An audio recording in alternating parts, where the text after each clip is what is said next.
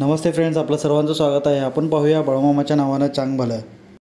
तळावरील सर्व लोक मामांना म्हणत असतात, मामा तुम्ही शेठजींना का सांगितलं नाही काय आहे ते खरं, पैसे कोणी घेतलं, काय झालं. मामा म्हणतात, मी सांगायचं त्यांना सांगत असतो, जेव्हा वेळ येईल तेव्हा मी सांगन. दादू म्हणतो, मामा तूच तर सर्वांना सांगतोस आणि आता ह्यांना का नाही सांगितलं बरं. मामा म्हणतात, मी सांगन रे, ज्यांना सांगायचं असतं त्यांना सांगन. काही लोकांना विश्वास असतं, काही लोकांना नसतं. मग ज्यांना विश्वास आहे त्यांना मी सांगत असतो आणि मला ते माहीत आहे कोणाला आहे आणि कोणाला नाही ते. तळावरील म्हणत असतात, मामा शेठजींचं तुमच्यावरचं भक्ती मला काही खरं वाटत नाही. ते पारुबाई जितके करतं तेवढं तर ह्यांचं नाही वाटत.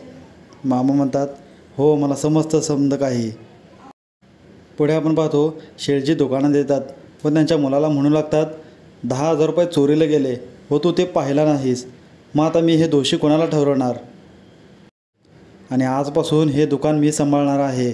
तुला शिकवायला पाहिजे दुकान कसं सांभाळायचं असतंय ते शिकायला पाहिजे तुला थोडंफार. आणि लोकांची तक्रार येऊ लागलेत, एक आहे सामान आणि दुसरं नाही, अरे ते आहे तर हे नाही, असं नाही चालत कधी. आणि 10,000 रुपये गेले, इतकं तुझं लक्षसुद्धा नाही.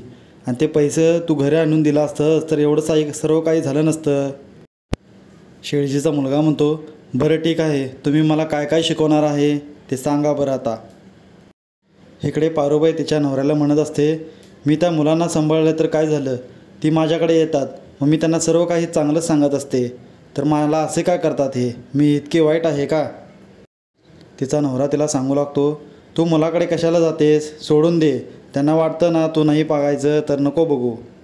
तर ती बोलू लागते, ते स्वतः येतात माझ्याकडे काकी काकी म्हणून, मग मी नाही पाहावं का, जा म्हणावं का त्यांना. आणि सर्व लोक मला काही वाटेल ते टोमणं मारतात. मी मामासने विचारणार आहे व त्यांना काहीतरी मागून घेणार आहे. इतकं दिवस मी काहीच मागितलं नाही.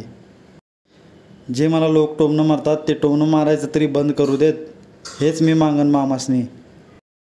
इकडे आपण पाहतो, मामा म्हणत असतात, हे बघा जे काही लोक येतात तळ्यावरील त्यांना सर्वांना एक एक बाजूला उभा करा. म्हणजे लग्न ज्यांचे होत नाहीत त्यांना एका बाजूला उभा करा आणि ज्यांना पोरं होत नाहीत त्यांना एका बाजूला उभा करा.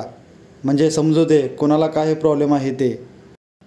आणि समध्यांची कारणं काय आहे ते बघा, गावातल्या लोकांना सांगा मामा बोलवले आहेत म्हणून.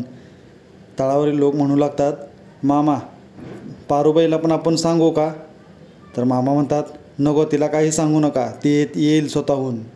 दादू म्हणतो, पारुबाई तर तुमची भक्ती करते मनापासून, तिला सांगायलाच पाहिजे, नाहीतर तिचं राहून जाईल. मामा म्हणतात, नाही राहणार, ते येईल स्वतःहून. पुढे आपण पाहतो, शेठजींच्या मुलाचे दोस्त येतात व ते बोलू लागतात, आपण 10,000 रुपये उडवलो व ते कोणाला समजलंसुद्धा नाही आणि ते आपल्यावरसुद्धा आलेलं नाही. आणि मामा म्हणतात, येत्याला एकादशीला पैसे येतील म्हणून, ते कुठून येणार. मला वाटतंय मामा काय हे सांगत आहेत. शेठजीचा मुलगा खूप घाबरलेला असतो. ते दोन मित्र बोलू लागतात, अरे तू इतका का घाबरला आहेस आणि थोडीच कोणाला समजणार आहे आता, आणि एकादशीला कुठून येणार आहेत पैकं. शेठजीचा मुलगा बोलू लागतो, आज एकादश आहे नव्हं, तर आज 10,000 रुपये घरातून चोरी झाले आहेत, मला तेच टेन्शन आलं आहे, कसं काय बरं. शेठजी तिथे दुकानात येतात व त्यांच्या मागोमाग गावातील लोक येतात. ती लोक म्हणू लागतात, तुमच्या घरात चोरी कसे काय झाले, पहिला दुकानात झाली मग घरात झाले, असं कसं काय घडत आहे हे. शेठजी रडत रडत बोलू लागतात, मी आता हे मामांना विचारणार आहे काय घडत आहे म्हणून. त्यांनी तर बोललं होतं की एकादशीला पैकं येतील म्हणून, उलट माझ्या घरातून चोरी झालं 10,000 रुपये. मी आत्ताच्या आत्ता मामाकडे जाईन आणि त्यांना विचारेन. इकडे आपण पाहतो, तळावर जोडपं येतं व मामासने सांगू लागतं, मामा आता आमचं खूप काही चांगलं चाललं आहे बघा, आता ह्यासनी कामसुद्धा भेटलं आहे आणि पगारसुद्धा चांगला मिळत आहे. मामा म्हणतात, बरं मग मी काय करू. तर ते दोघे म्हणू लागतात, मामा काय झालं, तुम्ही असे का बोलत आहे, आमच्याकडून काही चुकलं का. मामा म्हणतात, अरे तुम्ही आत्ता येत आहे सांगायला, किती दिवस झाले, मी तुम्हाला बोललो होतो की तुमचं चांगलं झालं तर एकदा या सांगायला. ते दोघेही बोलू लागतात, मामा चुकलं आमच्याकडून. मामा म्हणतात, बरं ठीक आहे, तुमचं चांगलं झालं नवं तर झालं तर. इथे आपला आजचा भाग संपतो. पुढचा भाग पाहण्यासाठी लाईक करा, कमेंट्स करा, सबस्क्राईब करा. Thank you friends.